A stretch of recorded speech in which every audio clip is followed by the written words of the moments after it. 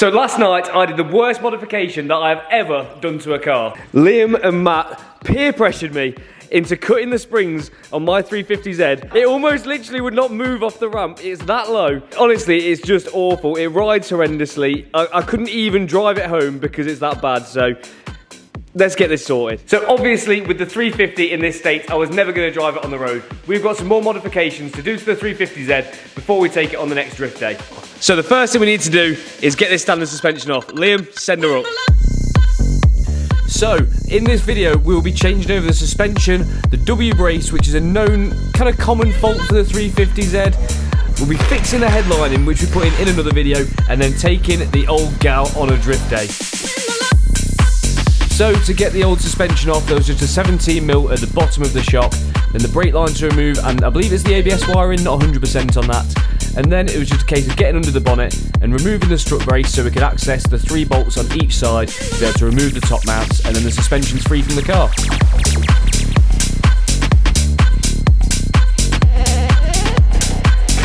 I don't know what's up with me while I was filming this, but I just had the need to do everything with an impact gun. I'm not 100% sure why. Not what I'm normally like, to be honest with you. I'd obviously had a hard day, so go easy in the comments section.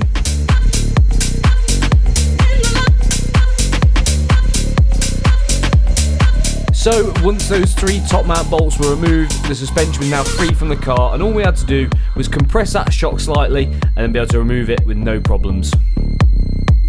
Because we'd already cut the springs, it did make it a little bit easier to be able to pull these out.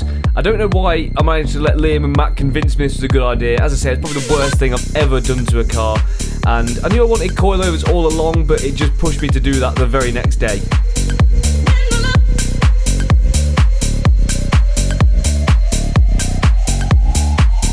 So after a bit of a wrestle, we managed to get the suspension removed from the car, and then we can start looking at fitting up our new coilovers.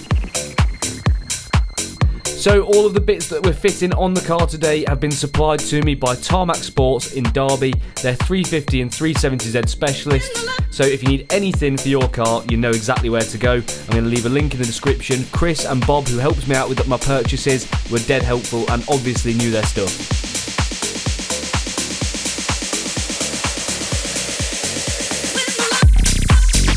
So the only thing that we needed off the old suspension was the top mount. So using some mole grips and an impact gun, we managed to break that off and then fit it up to our new coilovers. So once Liam had given it the thumbs up, we could start installing them back on the car. So the brand of coilovers that we're fitting are Tyne, or Teen, however you pronounce it. But these are definitely a kind of lower end of the mid-range of the market for coilovers for 350Zs. They're not at the bottom of the bottom, but they're also, not the best of the best either. I wanted something that was going to be pretty pliable on the road, but also a little bit stiffer and obviously have that adjustability to be able to lower the car too. In the past, I've had budget coilovers and I've had really good ones too, and there is definitely a big difference. So at this point, I'm praying that these ones are going to be half decent. We'd also just figured out that Matt's Maserati wheels were actually the same stud pattern as the 350Z, so it'd be rude not to kind of eye them up and see how they look. Mate, you know they're going to look fresh on there, look at that. Jesus Christ. Mad stylies. Never at ease, I don't know a limit, chasing a dream. So that's the front of the car all fully fitted back up, and now it's time to turn our attention to the back, which always is definitely the easier part of the car to do, and definitely was the case on this one as well. So the cut springs practically fell out of the car, and this is why they're dangerous to run. But then it was just removing this bottom arm bolt, which kind of compresses the spring into place, and then just 3 bolts to remove the shock absorber.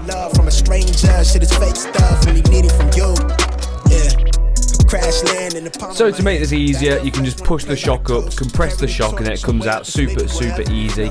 Then the same as the front, we're just going to get that top mount off, transfer that over to the coilover shock, and refit it. So the way that I set the height on these coilovers, and how I've done it always in the past as well, is using a 17mm socket to set the height on the threads for the front coilovers, and then on the rear just putting the adjusters in but having them all the way down. And every time I've done this, I've never needed to adjust the height afterwards, so fingers crossed this time it's the same. Now it's Considering this car's got 190,000 miles on it, I'm surprised by how much of the underneath of it looks completely original and looks like it's never been removed, if I'm being honest. So yeah, it's quite surprising really. But now the underneath of the car is getting some new parts, it's making other parts look old, so I definitely think there's a good underbody deep clean coming soon.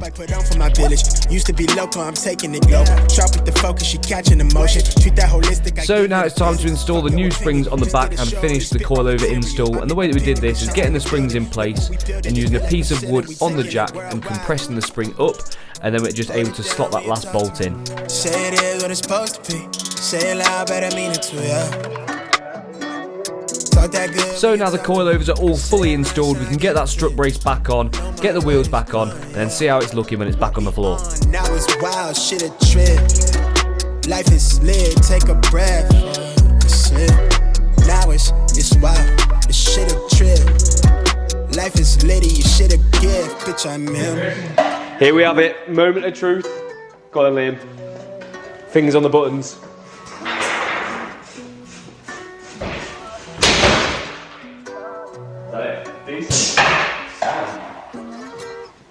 That's fine. That looks about right. I told you, it's all about using the socket and all the way down.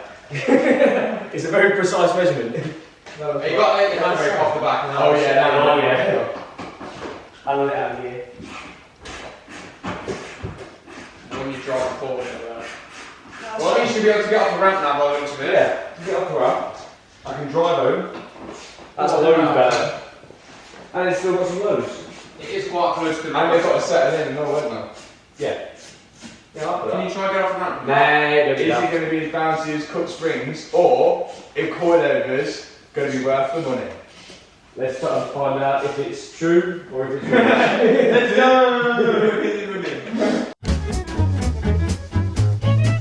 Okay, so now there's not much to see underneath here. It's quite a tricky place to film, but I wanted to install this W brace. This is super common to rust and corrode on these cars, and is quite commonly an MOT fail.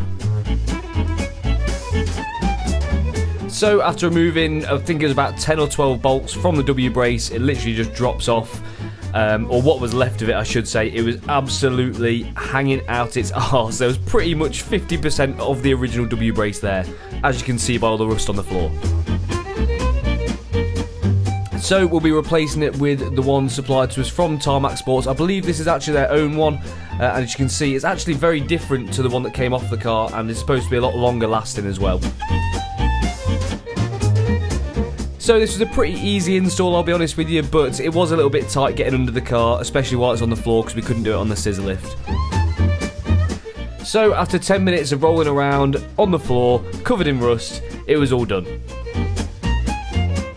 Okay, so I've just had contact from the company which supplied me with the Starlight sealant in the 350Z. You may remember from the previous video, which I'll link up top, we had an issue with the lights not being able to change colour or brightness. So they reckon I've got to repair the remote, pressing fade 3 and fade 7 buttons on the remote at the same time as turning on the power for the lights. So let's try that.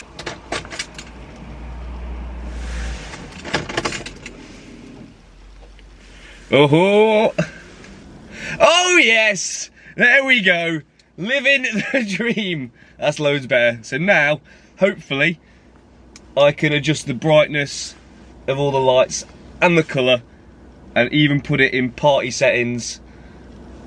I am living the dream now, happy with that. So glad that's working, thanks to those guys. So that's a win.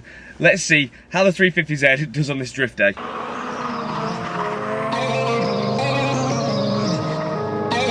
So welcome back to Santa Pod Raceway, and we're on another Drift What You Brung day. And I suppose this is the ultimate test for how good these semi-budget coilovers actually are.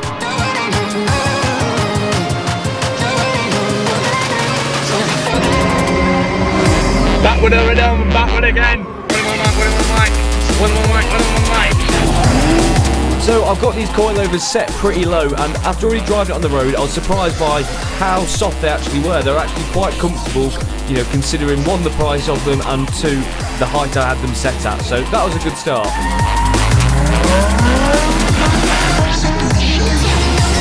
So as you can tell already, I'm sure, we're with the usual motley crew. We've got myself, Matt, Liam and Baz all out here again. having a go and having a crack. And it's surprising how easy it was to get straight back into the swing of things.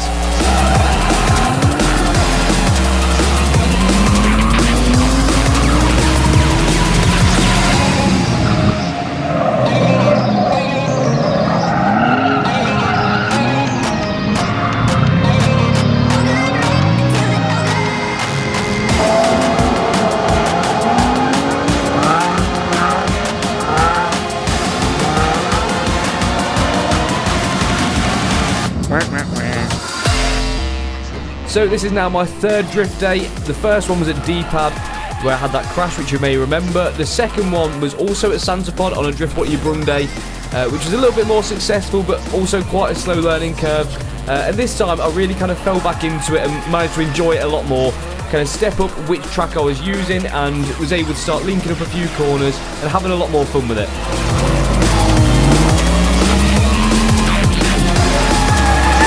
I'm sure you can tell, even though these coilovers, as I said previously, are quite soft, the car is looking and feeling a lot more composed compared to the last time we were here.